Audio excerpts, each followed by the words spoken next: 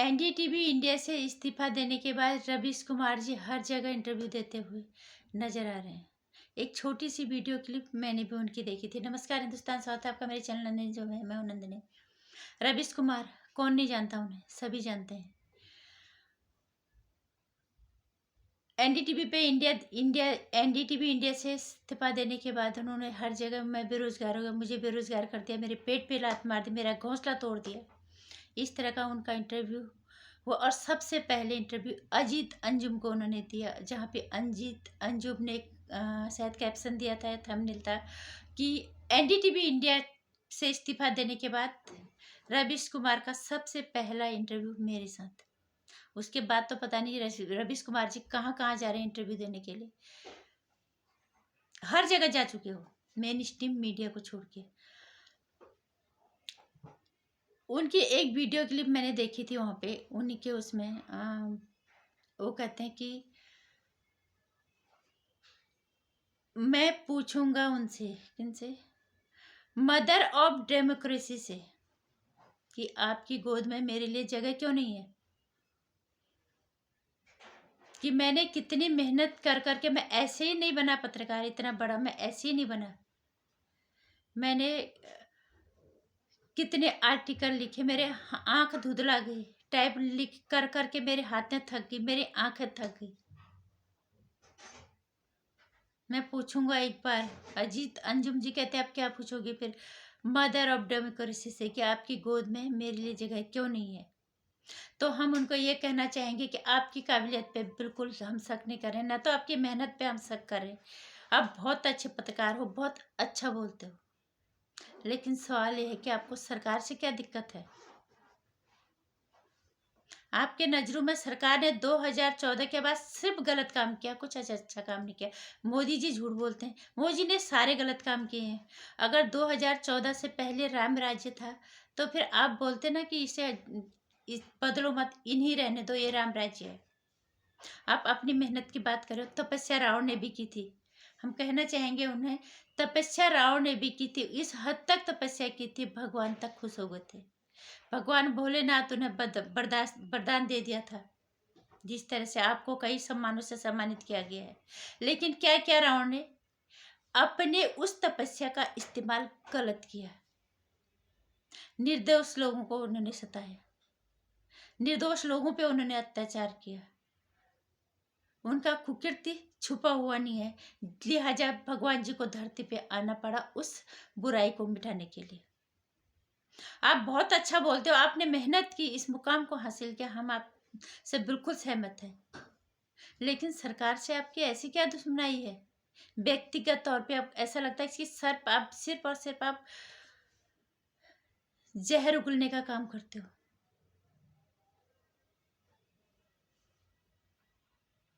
आप mother of democracy से सवाल पूछने से पहले खुद से कभी सवाल पूछा आपने? हर जगह आप भावुक हो रहे हो, हर जगह आप जा के अपना इंटरव्यू दे रहे हो। इतने बड़े पत्रकार हो के, अगर आप इतने बड़े पत्रकार, कहीं जाने की जरूरत ही नहीं है। आपका नाम तो किसी पहचान की मोहताज ही नहीं है, लोग आपके पास आएंगे ना। आपको क्यों नहीं काम मिल रहा है फिर? मेन स्ट्रीम मीडिया आपको क्यों नहीं काम दे रहा है? जाहिर सी बात है, इस तरह का जहर कोई अपने चैनल पे नहीं उगलने देगा। और अडानी जी ने इसको, जब इसका आधिकारिक तौर पे इसे अपने हाथ में लिया था, तब उन्होंने ये कहा था कि हर गलत चीज़ को बोलो, लेकिन सही चीज़ को भी गलत बोल देना, ये कहाँ का न्याय है, ये कहाँ की पत्रकारिता है। तो हम यही कहना चाहेंगे कि मदर ऑफ डेमोक्रेसी से सवाल पूछने से पहले कि उनकी गोद में किस तरह के लोगों के लिए जगह है, किस तरह के जो लोगों के लिए जगह नहीं है, या आप खुद से अगर ये सवाल पूछोगे कि एक पत्रकारिता का पेशा क्या होता है। एक लोकतंत्र का एक चौथा हिस्सा है, स्तंभ है, अगर एक गिर गया तो एक घर पूरा ढह जाता है। आपको हम पत्रकार नहीं है ना, हम राजनीति में, एक आम नागरिक होने के नाते जो हम महसूस कर सकते हैं, वो आप क्यों नहीं महसूस कर सकते? आप क्यों अपनी पत्रकारिता को का स्तर इतना गिरा रहे हो? आप आने वाली पीढ़ी को क्या सीख दे रहे हो? आने वाले उन बच्चों को क्या सीख दे रहे हो जो पत्रकारिता में अपना भविष्य तलाशना चाह रहे हैं, अपना भविष्य बनाना चाह रहे हैं? किसी से भी सवाल पूछने से पहले आपने खुद से सवाल पूछा होता तो शायद जवाब बेहतर मिलता।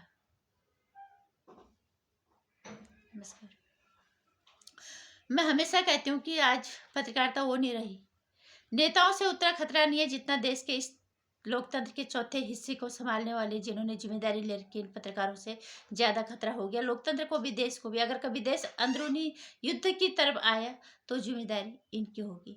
तो यहाँ पे भी मैं कहना चाहूंगी, अब जब तक देश की जनता अपने हाथों में नहीं लेगी सही और गलत को परखने का, खुद की समझ को नहीं रखेंगे, तब तक कुछ नहीं हो पाएगा।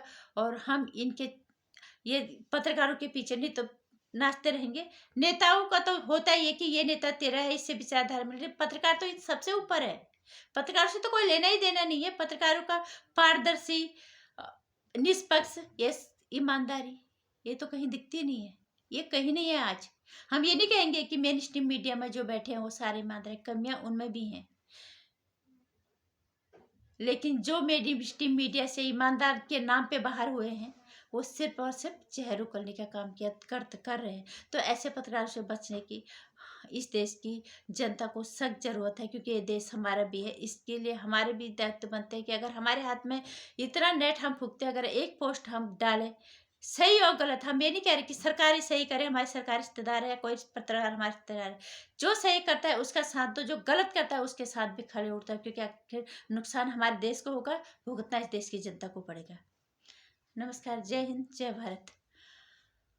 पत्रकारों से बचने के लिए पत्रकार जनता को, नेताओं को चुनना हमारा काम है, लेकिन अब पत्रकारों पे नजर रखना भी देश की जनता की जिम्मेदारी बनती है। बाकी मेरी वीडियो में कुछ अच्छा लगता है, मेरे विचारों से अगर थोड़ा सा भी सहमत होते हो तो वीडियो को शेयर और लाइक कर दीजिएगा, चैनल को सब्सक्राइब कर लीजिएगा। आने वाली वीडियोस की जानकारी के लिए घंटी आइकन प्रेस कर दीजिए।